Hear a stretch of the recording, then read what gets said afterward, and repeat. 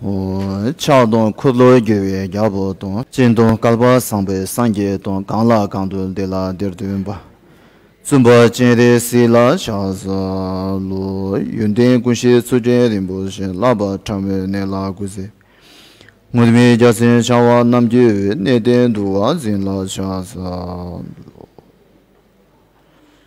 就这临时给别一些刚吃着顿节光把得上去多着一些就拉这些不搞多些长了下山路अनि आज 5औं युनि सम्पन्न भइकन आज 6औं युनि सुरुवात भएको छ अनि यस समय उपस्थित सम्पूर्णलाई ट्रस्टीले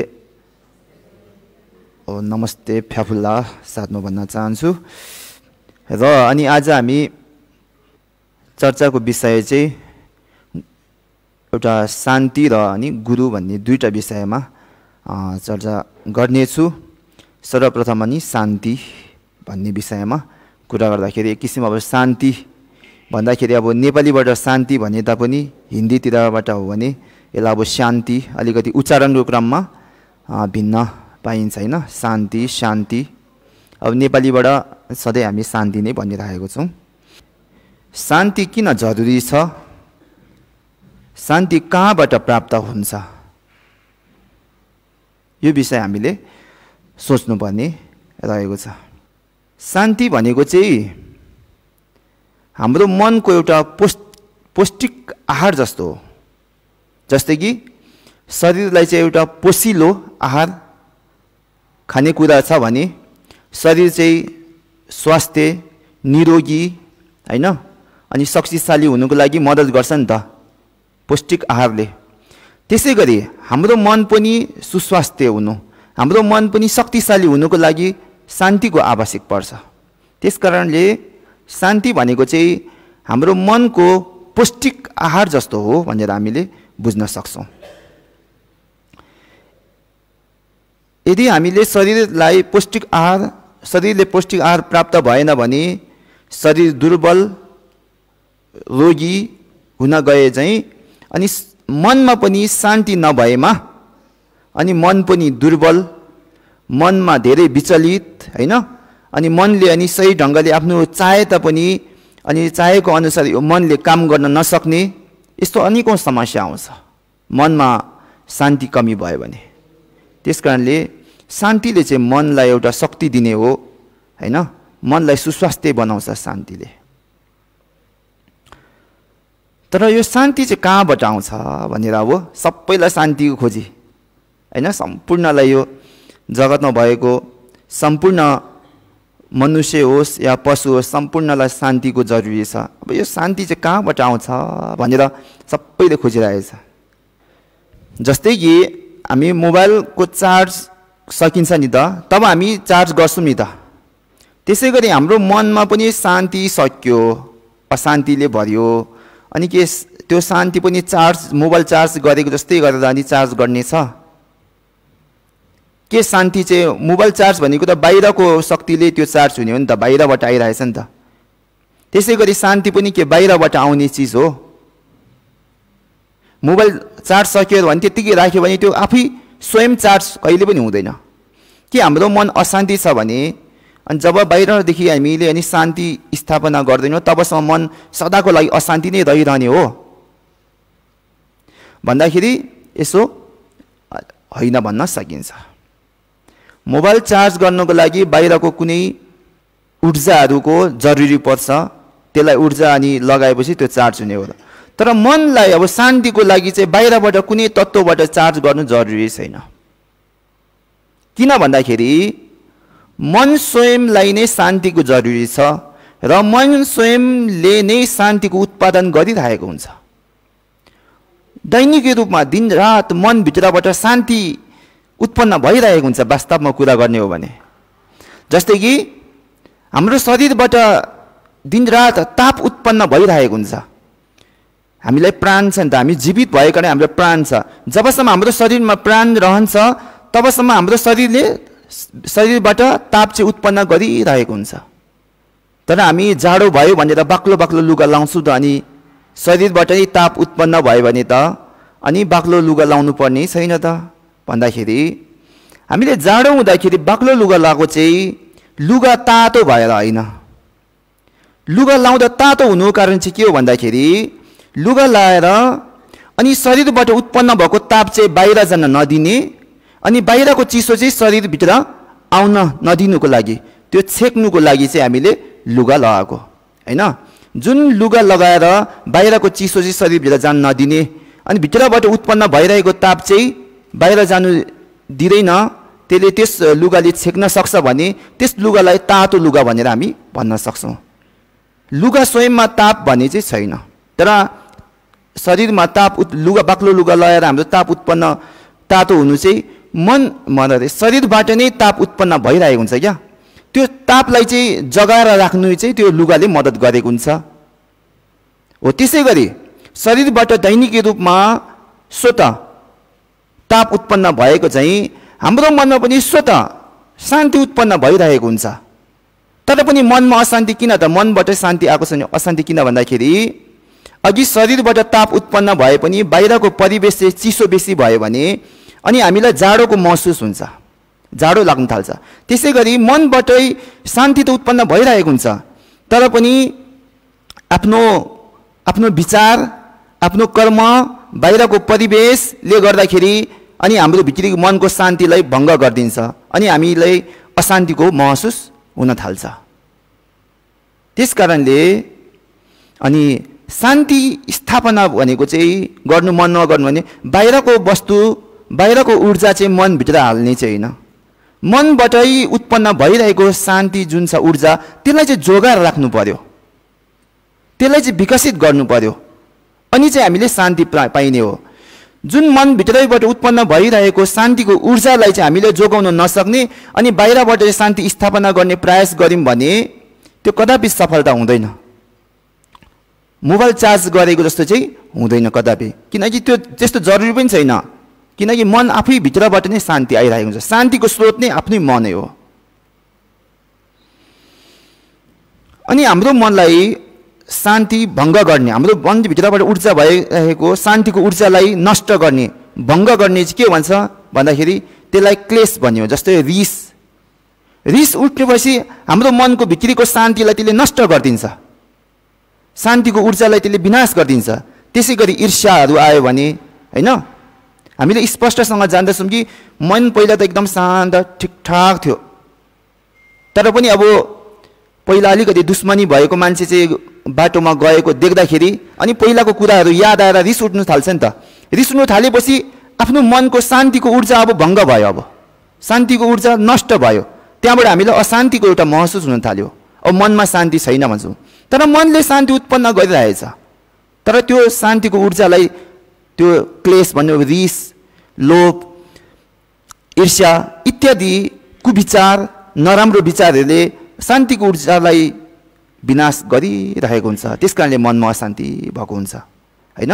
त्यस कारणले मनको शान्ति भङ्ग गर्ने, मनको शान्ति विनाश गर्ने शत्रु चाहिँ के हो भन्दाखेरि हाम्रो मनभित्र भएको रिस हैन, ईर्ष्या जस्तो इत्यादि अनि क्लेशहरू, नराम्रो विचारहरूलाई हामीले लिन सक्छौँ। त्यति मात्र नभएर अनि एक किसिममा भन्दाखेरि अब क्लेश भनेको चाहिँ कस्तो हो भन्दाखेरि नि रिस, राग, मोह, अहंकार, ईर्ष्या इत्यादिलाई पञ्चविष पनि भनिन्छ हैन। क्लेश भनेको चाहिँ यिनीहरू पाँच यस्तो नराम्रो विचारहरूलाई क्लेश भनिन्छ। अनि क्लेशको उदाहरण चाहिँ कस्तो दिएको छ भन्दाखेरि शास्त्रतिर यस्तो पाइन्छ, धेरै राम्रो लाग्छ मलाई। जस्तै शरीरबाट जुम्रा उत्पन्न हुन्छ नि, जुम्रा थाहा छ तपाईहरुलाई? पहाडतिर बस्नेहरूलाई राम्ररी थाहा हुन्छ।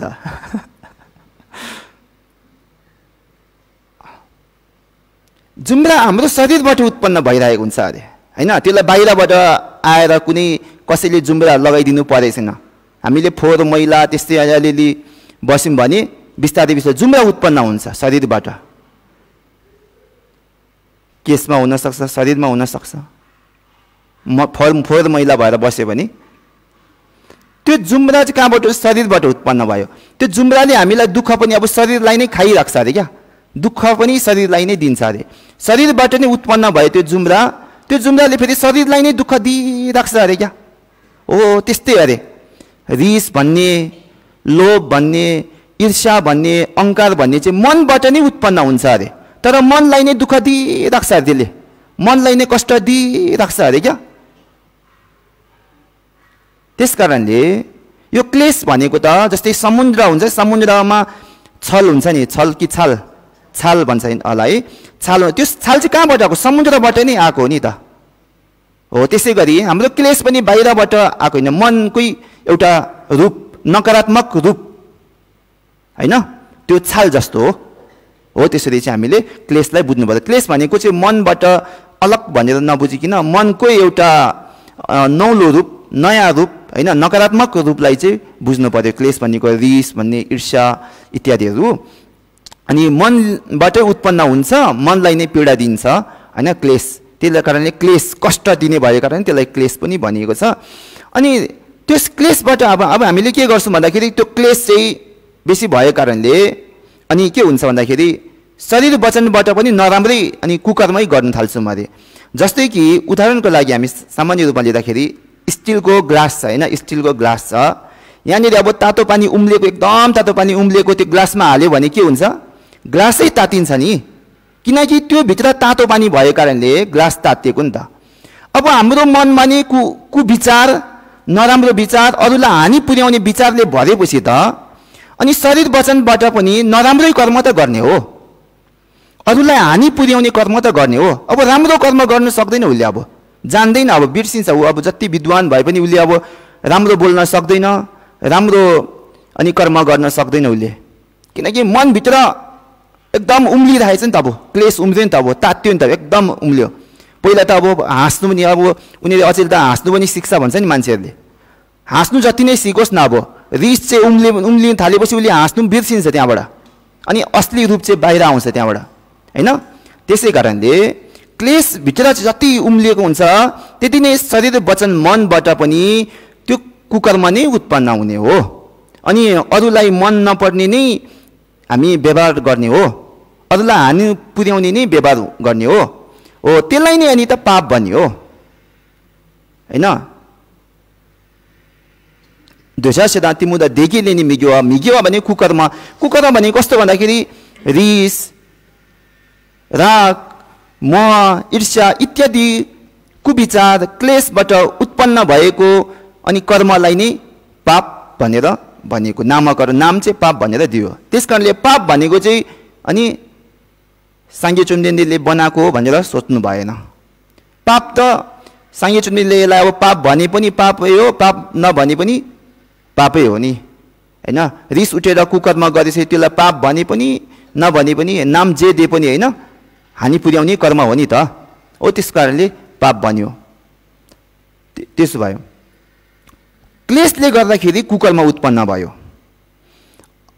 कुकर्म भएको कारणले अनि आफ्नो दायाँ बायाँ बसेको आफ्नो परिवार, छरछिमेकलाई पनि अब हानि पुग्न थाल्छ। कुकर्मबाट अरूलाई पनि दुष्प्रभाव, नराम्रो प्रभाव, दुःख, हानि, क्षति पुग्न थाल्छ। त्यस कारणले अरूको मनमा पनि अशान्ति हुन थाल्छ।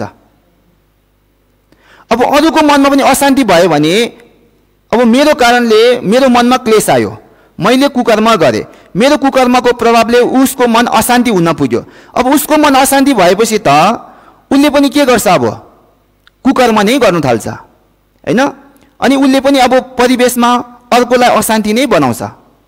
त्यस कारणले हाम्रो मनमा क्लेश उत्पन्न भयो भने चाहिँ कुकर्म हुने, अशान्ति हुने, त्यहाँबाट अशान्ति अशान्ति अशान्ति अशान्ति अनि हिंसा भन्ने त्यसरी नै हुने हो, हिंसा फैलिने त्यसरी नै हो होइन। अनि यसले चाहिँ भन्नु खोजेको चाहिँ मूल चाहिँ के हो भन्दाखेरि दुईटा कुरा छ।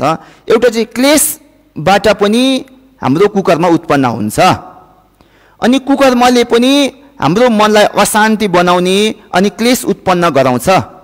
मेरो कुकर्मले गर्दाखेरि अरूलाई रिस उठ्न सक्छ, अरूलाई अहंकार आउन सक्छ, अरूलाई ईर्ष्या लाग्न सक्छ नि त मेरो कुकर्म कारणले। त्यसकारण मेरो कुकर्म कारणले अरूलाई पनि क्लेश उत्पन्न हुन सक्छ, अनि झन् मेरो क्लेश पनि के हो अनि प्रबल अझै तीव्र गति लिएर अनि एकदम उग्र रूप लिन थाल्छ हैन। जस्तै अब त्यो चाहिँ अब यसको लागि उदाहरण दिँदाखेरि अब अघि चाहिँ अब स्टिलको ग्लासमा अब तातो पानी हाल्दाखेरि ग्लासै तातिएको जस्तो हैन अघि चाहिँ। अब चाहिँ उदाहरण कस्तो भन्दाखेरि ग्लास चाहिँ तातो छ क्या, एकदम स्टिलको ग्लास आगै बलिरहेको आगो चाहिँ रातै भइरहेछ भने त्यस ग्लासमा चिसो पानी हाले पनि त त्यो भित्रको पानी पहिला त चिसो थियो, अब त्यो ग्लासै तातो भएको कारणले त्यो भित्रको पानी पनि के हुन्छ अब तातो हुन थाल्छ, उम्लिन थाल्छ, किनकि ग्लासै तातिएको थियो नि त। त्यसै गरी यसले चाहिँ के बुझिन्छ भन्दा त्यो उदाहरणले हामीले जति कुकरमा गर्छौँ नि त्यति नै आफ्नो मन अशान्ति फेरि बढ्न थाल्छ क्या। हाम्रो मन अशान्ति भएको कारणले पनि कुकरमा हिंसा गर्छौँ, अनि जति हामी कुकरमा हिंसा गर्छौँ त्यति नै हाम्रो मन फेरि अशान्ति पनि हुन थाल्छ। त्यस कारणले अनि अहिले नै हाम्रो मनलाई पूर्णतः बसमा राख्न नसके पनि, नियन्त्रणमा सम्य बनाएर राख्न नसके तापनि अनि हाम्रो शरीर वचनको कुकर्मलाई चाहिँ आफूले सक्दो रोक्ने प्रयास गरे भने आफ्नो मन अशान्ति हुन अलिकति कमी हुन्छ, अनि अरूलाई पनि हानि क्षति पुग्न कमी हुन जान्छ, अरूको मन पनि अशान्ति हुन कमी जान्छ। त्यसकारणले हामीले कुकर्म भनौँ शरीर वचनबाट अनि दुष्कर्म नराम्रो कर्महरूलाई चाहिँ रोक्न अत्यन्तै जरुरी छ। त्यो रोक्नाले के फाइदा हुन्छ भन्दाखेरि आफ्नो मनमा पनि अशान्ति तीव्र गति लिँदैन, अलिक कमी हुने हो, अनि अरूलाई पनि हानि पुग्दैन, अरूको मनमा पनि अशान्ति हुँदैन हो। त्यसकारणले हामीले अनि शरीर वचनको कुकर्मलाई कमी गर्नु पर्यो। अनि त्यसको शरीर वचनको कुकर्म नगर्नु छोड्नुलाई नि त शील पालना गर्नु भन्यो। गौतम बुद्धले शील पालना गर्नु अरे, किनकि दिक्पचियामी जसिङ यति बेला शील पालना गर भनेर बुझाएको, कुकर्म नगर भन्ने समयमा शील पालना गर भनेर बुझाउँछ। कुकर्म छोड्नुलाई शील पालना गर्नु भनेको छ गौतम बुद्धले। कुकर्म छोड्नुलाई किन शील पालना गर्नु भन्नुभयो भन्दाखेरि कुकर्म छोड्नाले हाम्रो मनमा शीतल हुन्छ अरे, वातावरण पनि शान्तिको वातावरण हुन्छ अरे, अरूलाई पनि शीतलको महसुस हुन्छ अरे। त्यसकारणले कुकर्मलाई त्याग्नु, नराम्रो कर्मलाई त्याग्नु नै शील भन्यो। शील मतलब शीतल, शीतल आउँछ अरे क्या। हामीले कुकर्म छोडेपछि शीतल हुन्छ अरे, शीतल, आफ्नो मन पनि शान्त, परिवेशहरू पनि शान्त, अरूलाई पनि शान्त, यस्तो हुन्छ अरे हैन। त्यसकारणले कुकर्म त्याग्नु नै शील यसरी भन्यो है।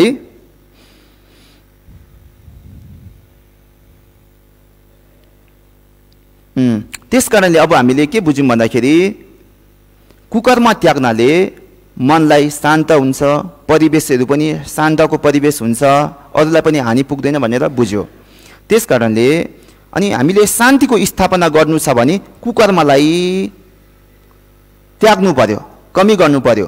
अनि अन्तर्मनमा उम्लिरहेको पानी उम्लेको जस्तै, तातो पानी उम्लेको जस्तै अनि क्लेशहरू छ नि त्यसलाई पनि कमी गर्नु पर्यो। त्यो जति कमी हुँदै जान्छ आफ्नो मनको शान्तिको ऊर्जा चाहिँ अनि त्यो भङ्ग हुनु कमी हुन्छ नि त। अनि शान्तिको ऊर्जाहरू बढ्दै आइछ नि त, त्यो शान्तिको ऊर्जा त। त्यसलाई अब शान्तिको ऊर्जालाई नाश गर्ने चाहिँ के हो भन्दा क्लेश र कुकर्म भयो नि त। अब क्लेश र कुकर्मलाई हामी जति रोक्यो शान्तिको ऊर्जा हामीलाई त्यति नै महसुस हुन्छ। अनि शान्तिको ऊर्जा जति महसुस भयो अनि कस्तो हुन्छ, मलाई आनन्द छ, म त एकदम ठिक छु यस्तो लाग्छ। अनि उसलाई सम्झाउने राम्रो कुरा गऱ्यो भने बुझ्छ पनि, अनि राम्रो बाटोमा लाग्छ पनि। मान्छे अब रिसले एकदम आगो भइरहेछ, उसलाई सम्झायो भने अब सम्झाउने नै अब सबैभन्दा ठुलो दुश्मन हुन्छ नि त हैन। त्यसकारणले अब मन शान्ति गर्नु छ भने चाहिँ बाहिर केही गर्नु परेन, कुकर्मलाई कमी गर्यो, शील पालना गर्यो। अब भित्री मनको क्लेश छ नि त, त्यो क्लेशलाई चाहिँ शान्ति कसरी गर्ने भन्दाखेरि बुद्धले शील पालन त यति शील पालना गर्नाले कुकर्म कमी हुन्छ हैन। कुकर्म कमी भएको अलिकति मन शान्त चाहिँ अलिकति मात्र हुन्छ, तर त्यतिले काम दिँदैन। त्यसमा अनि के गर्नु पर्यो, समाधि, ध्यान भन्दछ नि, ध्यान समाधि, ध्यान समाधि गर्नु पर्यो अरे। ध्यान समाधि गर्नाले हाम्रो क्लेश जरैदेखि त हट्दैन, मनको क्लेश पूर्णत रूपले त्यो जाँदैन, र पनि त्यो अलिकति क्लेश पनि के हुन्छ, मनभित्र शान्त हुन्छ अरे। जस्तै कि एउटा बटुकामा पानी एकदम हल्लिरहेछ नि त, त्यसलाई अब नचलाइकन राखिदियो भने त केही मिनेटपछि त त्यो पानी शान्त भएर जान्छ नि त हैन।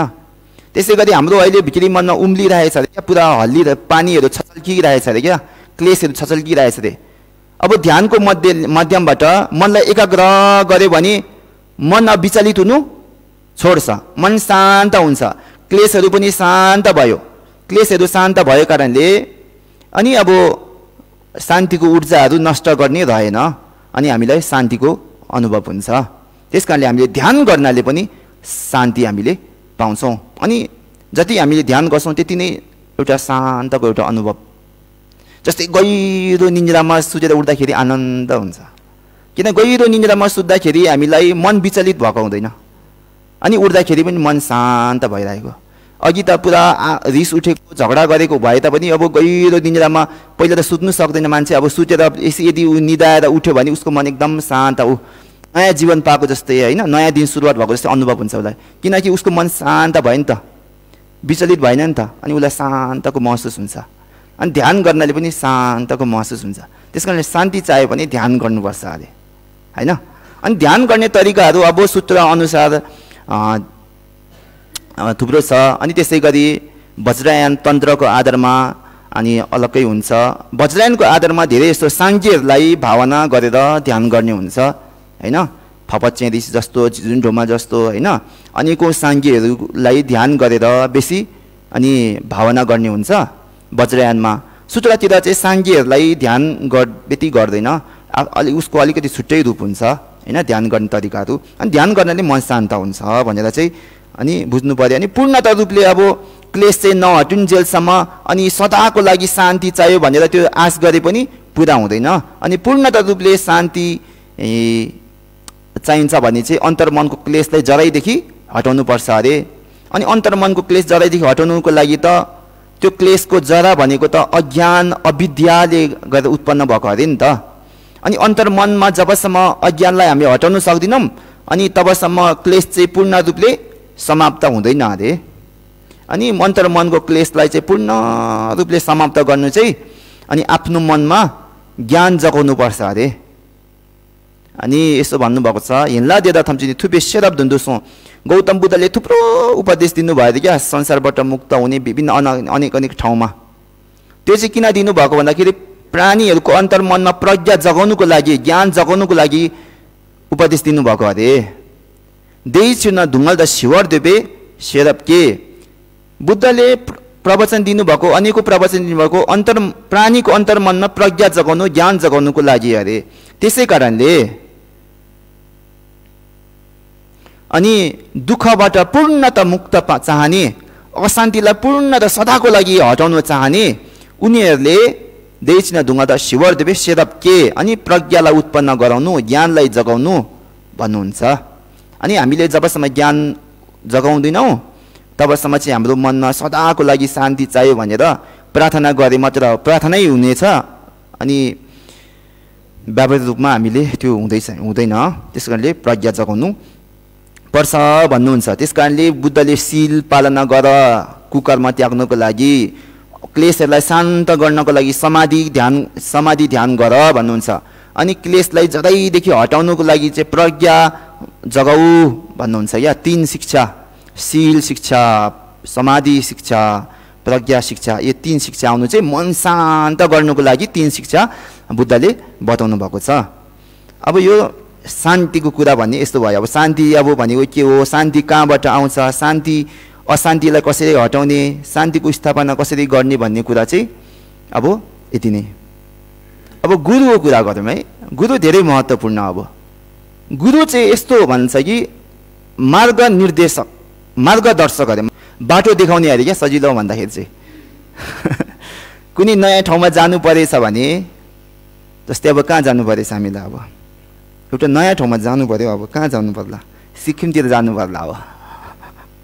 अब रुम्तेक गुम्बा छ नि, अब रुम्तेक सिक्किममा रुम्तेक गुम्बा छ नि त। अब त्यहाँ जानु छ भने अब बाटो थाहा नभएको मान्छे, अब खोजी गर्ने अब भन्ने मान्छे पनि छैन भने होइन, बाटो देखाउने मान्छे छैन भने अनि हामी सिक्किम रुम्तेक गुम्बामा पुग्नको लागि कति दुःख गर्नु पर्ला होइन। तर बाटो देखाउने मान्छे यहाँ भनेर ठिक बाटो देखाउने मान्छे हो भने हामी एक पहिला पनि खेरो नफालिकन हर पहिलामा हामी रुम्ते गुम्बा नजिक पुग्छौँ नि त हैन। अब बाटोदेखि चाहिँ उता गयो, ए यो बाटो त होइन, फेरि फर्केर आयो, अर्को बाटो गयो, ए त्यो बाटो ए त होइन रहेछ, फेरि फर्केर आयो, कति पहिला खेरो गयो हैन। हामीले पहिला कदम त चाल्यौँ नि, तर त्यो कदम हर कदमले सिक्किममा रुम्ते गुम्बा पुर्याएन नि त, त्यो हाम्रो कदम चालेको त खेरो गयो नि त। तर यदि बाटो देखाउने मान्छे सही छ भने त हाम्रो हर कदमले रुम्ते गुम्बा नजिक पुग्ने हो नि त। अनि हामीले गरेको मेहनत त खेरो गएन नि त, ठिक ठाउँमा आफ्नो मेहनत गरे अनुसार ठिक ठाउँमा परिणाम पाइयो नि त। हो बाटो देखाउने जस्तै अरे गुरु चाहिँ एउटा चाहिँ अब शान्तिको बाटो देखाउने, अब संसारबाट मुक्त हुने बाटो देखाउने, बुद्धत्व कसरी प्राप्त गर्ने त्यस्तो बाटो देखाउने गुरु, अब बाटो देखाउने मान्छे जस्तो चाहिँ गुरु हो भनेर बुझ्नु पर्यो। अब यति भन्दा बुझ्नु हुन्छ।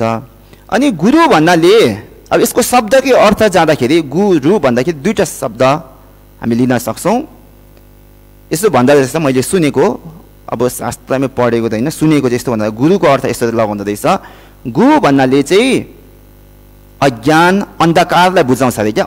गु भनेको चाहिँ अन्धकार, रु भनेकोले चाहिँ प्रकाशलाई बुझाउँछ अरे। गुरु भन्ने दुईटा शब्द त्यसै नै, गु रु। गु भनेको गु चाहिँ होइन अन्धकारलाई बुझ्नु पर्यो रु भनेको चाहिँ प्रकाश हैन, ज्योति। अब ज्योतिले के गर्छ, अब अन्धकारलाई हटाउँछ नि त हैन।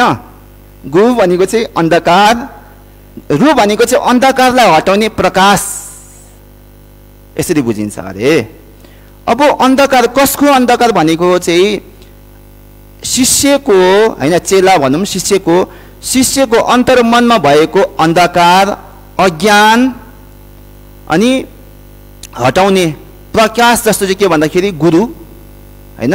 गुरु शिष्यको अन्धकार हटाउने प्रकाश जस्तोलाई चाहिँ अनि गुरु भनिन्छ अरे हैन।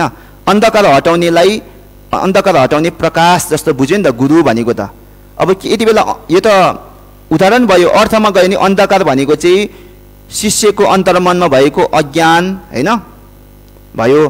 अब शिष्यको अन्धकार हटाउने प्रकाश जस्तोलाई चाहिँ अनि गुरुको ज्ञान हो नि त। अनि त्यो ज्ञान दिने गुरुलाई अनि गुरु भनियो, नत्र अब गुरुको अन्तर्मनमा भएको ज्ञानलाई पनि गुरु पनि बुझ्न सकिन्छ। ज्ञान दिने पनि गुरु, अनि दिएको गुरुको अन्तर्मनमा भएको ज्ञान पनि गुरु भनेर बुझ्न सकिन्छ। हो त्यसरी गुरु भने चाहिँ बुझ्नु पर्यो। अनि गुरु हामीले टिबेटन भाषामा लामा भन्छौँ। यो लामा भनेको चाहिँ लाना योपा, ला भनेको त्यहाँ दुईटा शब्द छ क्या यहाँ पनि फेरि, ला भनेको चाहिँ लाना योपा, माथि भनेको क्या। ला भनेको चाहिँ माथि, लाना योपा, लाना त चाहिँ माथि भएको। मा भनेको चाहिँ यति बेला कसैले व्याख्या लगाउँछ, आमालाई आमा भन्छ नि, मा, त्यो मा अरे। मा हुने सबै आमा हुँदैन। यति बेला यो मा भने चाहिँ यो व्याकरणकै शब्द हो, यो निषेध शब्द हो, रोक्ने शब्द हो क्या, यो निषेध शब्द हो। माथि छैन भनेर बुझ्नु पर्यो क्या। ला भनेको चाहिँ माथि जस्तो हो क्या। अनि मा भनेको चाहिँ छैन, निषेध गरेको, माथि त्योभन्दा माथि कोही छैन भने जस्तो हो। अब गुरु चाहिँ गुरुभन्दा माथि कोही छैन भनेको जस्तो हो। गुरुलाई चाहिँ त्यो उहाँको स्थानभन्दा माथि कोही छैन भनेर बुझ्नु पर्यो।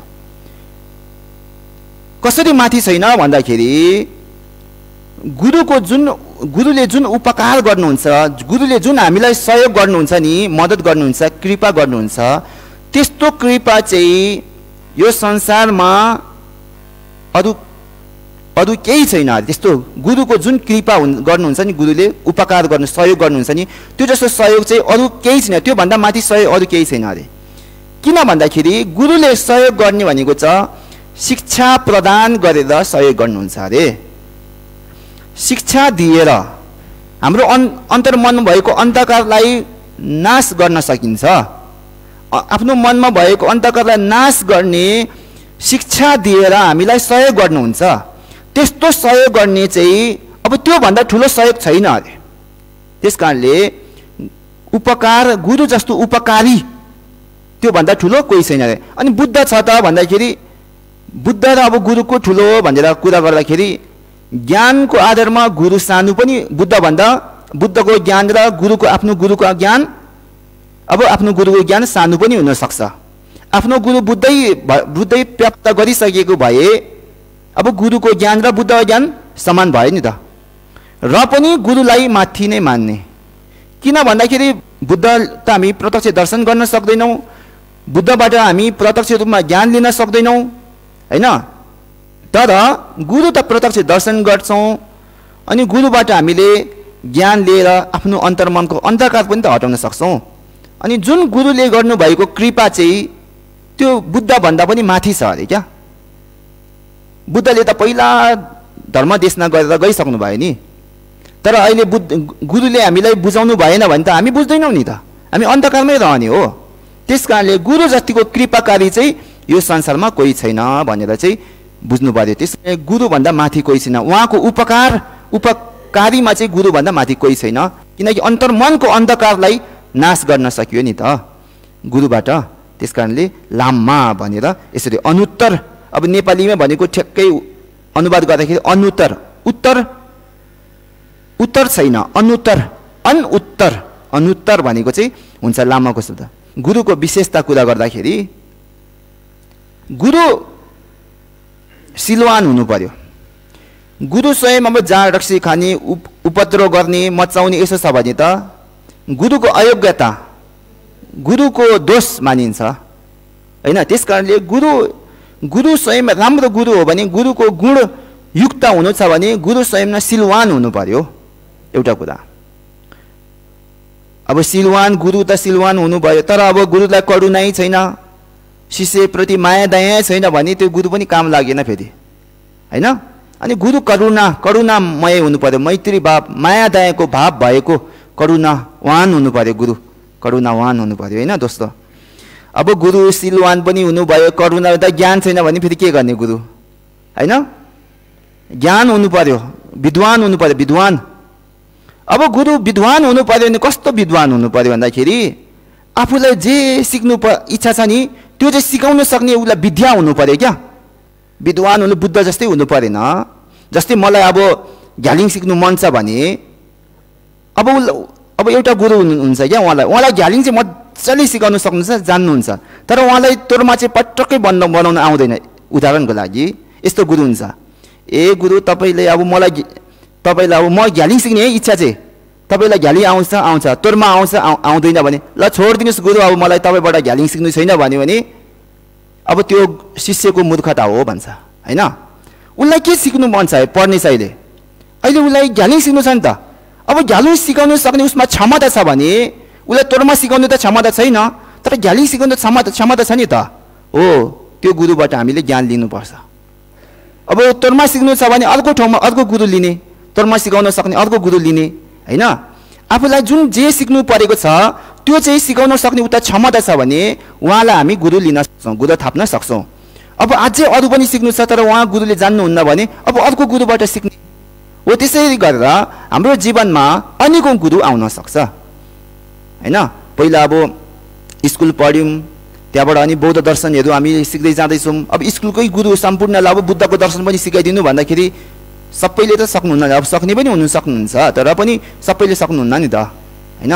त्यसकारणले आफूलाई चाहिँ जे सिक्नु मन छ त्यो चाहिँ सिकाउन सक्ने योग्यता छ भने त्यतिको लागि गुरु लिनु सक्यो।